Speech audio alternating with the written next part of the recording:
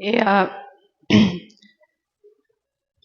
आजचा जो हृदयस्पर्शी कार्यक्रम झाला, या कार्यक्रमाच्या शेवटी मला असं वाटलं की एवढी ही चळवळ आयोधन करते आणि आयोधन दाते आणि आयोधन प्राप्त करते यांचा तर सन्मान झाला. हा जरी हृदयस्पर्शी आयोधन दात्यासाठी आणि प्राप्तकर्त्यासाठी होता, पण आज डॉक्टर्स डे आहे.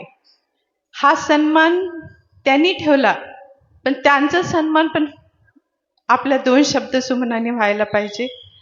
आज सगळ्यांकडून मला इथे सर्व डॉक्टर मंडळीचं विनम्र अभिवादन करायचे आणि ज्यांच्या प्रेरणेतून हा कार्यक्रम आयोजित झाला ते आपले श्रद्धास्थान आणि राष्ट्रपती पुरस्कर्ते ज्याचं आपल्याला फार मोठं भूषण आहे ते आपले पुंडे सर. तसेच नांदेडमध्ये जे पहिल्यांदा ट्रान्सप्लांट शस्त्रक्रिया आणली ते आमचे मेदपॉट सर, पुन्हा संजय कदम सर आणि कोरवार सर आणि आमचे वावळकर मॅडम. आणि या कार्यक्रमामध्ये कृषी दिन समजूनही ज्यांचा सहभाग आवर्जून डॉक्टर पुंडे साहेबांनी घेतला ते माझे काका गंगाधररावजी दापकेकर आणि सर्व या व्यासपीठावरील सन्मानित आणि प्रतिष्ठित सर्व डॉक्टर्स मंडळी आणि माझ्या समोरील सर्व डॉक्टर्स जे आज या पृथ्वीवर, मी पृथ्वीवर म्हणते, कोणत्या एका संकुचित कुण्या ठिकाणावरच नाहीये, तर या पृथ्वीवरचे खरे देव किंवा देवदूत मानलं गेलं पाहिजे. आपण ऍक्टर बघतो, चलचित्रामध्ये ऍक्टर बघतो, पण ते ऍक्टिंग मधले ऍक्टर हिरो समजतो. पण आजच्या या समाजात किंवा आपल्या अदृश्य रूपानं आपण मानू खरे भगवंत आणि खरे देवदूत हे डॉक्टर्स आहेत.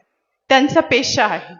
कारण ज्या समर्पित भावनेनं आपण देवापुढे थांबतो, पण ती सुद्धा कुठेतरी चुकते. ती पण तेवढी समर्पित भावना असते की नाही असते, पण डॉक्टरांच्या समोर जेव्हा जातो तेव्हा पूर्ण समर्पित भावना त्या पेशंटची असते, कारण ते जीवनदाते असतात. आज हा दिवस सर्व पेशंटचे जे दिवस आहेत, जसं माता पित्यांचा पण दिवस आहे, त्याच्यापेक्षा कितीतरी पटीनं श्रेष्ठ असा डॉक्टर्सचा दिवस आहे. आणि या दिवसाच्या निमित्त आणि मी एक सांगते की मी सत्कार्यमूर्ती नाहीये त्याचा विचार केला तर आज, कारण सत्कार्य करणाऱ्याचा सत्कार असतो. आणि माझं त्यांनी इथं एक प्राप्त करते म्हणून आणि ज्यांनी सेवा माझी जी केली, ताई आहेत माझे पती आहेत आणि आमचे काका आहेत आणि माझे पिता आहेत की जे आज उपस्थित नाही आहेत शरीरानं, पण ज्यांची तळमळ, ज्यांची दुआ हे माझ्यासोबत होती. ह्या सर्वांनी आणि त्यासोबत माझं कुटुंब माझ्यासोबत तर होतच होतं, पण असा एक काळ होता की जेव्हा माझं ट्रान्सप्लांट होण्याच्या अगोदर कोविडची साथ आली होती आणि कोविडची साथ आल्यानंतर मला ते संसर्ग झाला.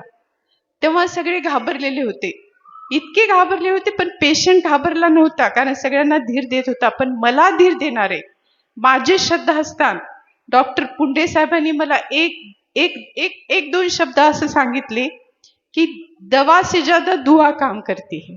जेव्हा सगळ्या संकटाने आपण वेढलो जातो तेव्हा दवा से ज्यादा दुआ काम करते आणि ते बळ तुमच्या मागे आहे, नक्कीच काही होणार नाही.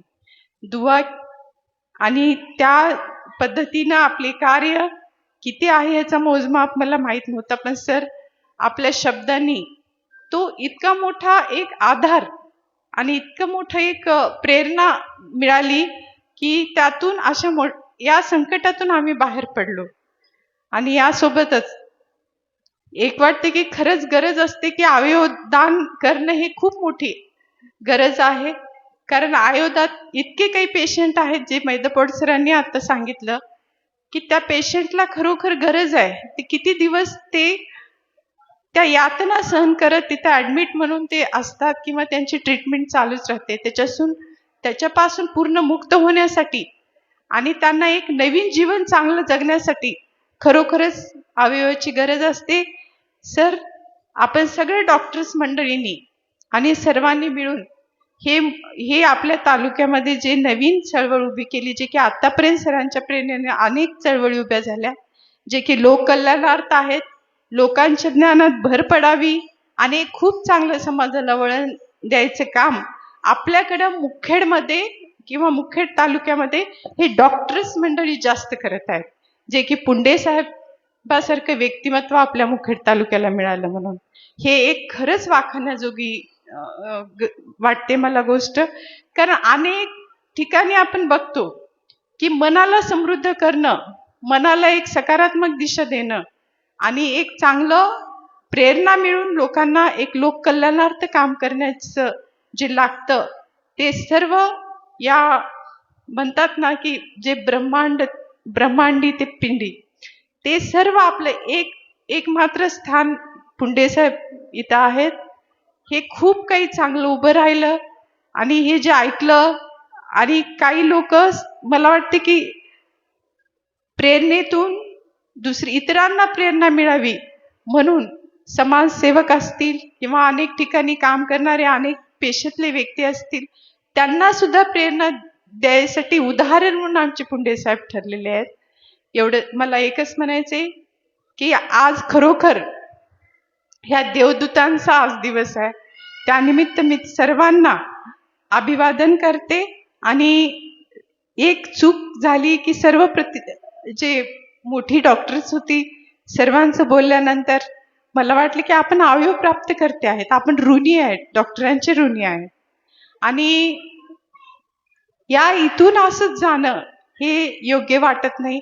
तर सर्वांना एक विनम्र आपण त्यांचं अभिवादन करावं, त्यांना डॉक्टर्स डे निमित्त शुभेच्छा द्यावा आणि मग आपण आपलं पाऊल काढावं. एवढं बोलून मी माझे 2 शब्द संपवते. आणि पुंडे सर, प्रोटोकॉलला आपण दक्ष राहता.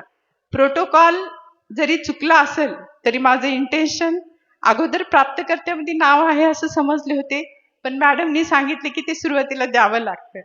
तेव्हा मी ह्या बाबतीत थोडीशी माफी मागते आणि मी माझे 2 शब्द संपवते. जय हिंद.